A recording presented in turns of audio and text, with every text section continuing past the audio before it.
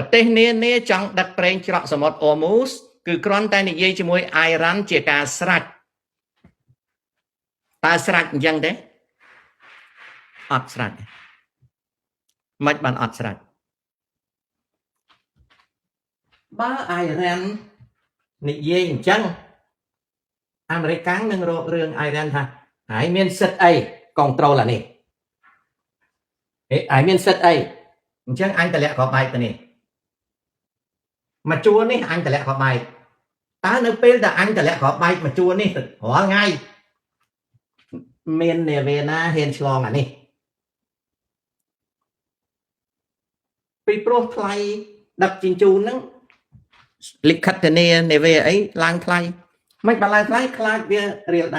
ល់ចំណុចនេះអញ្ចឹងអញតម្លាក់ហ្នឹងអញតម្លាក់អត់ឈប់មកហែងមានសិទ្ធអីមកខៀខាំងហែងមានសិទ្ធអី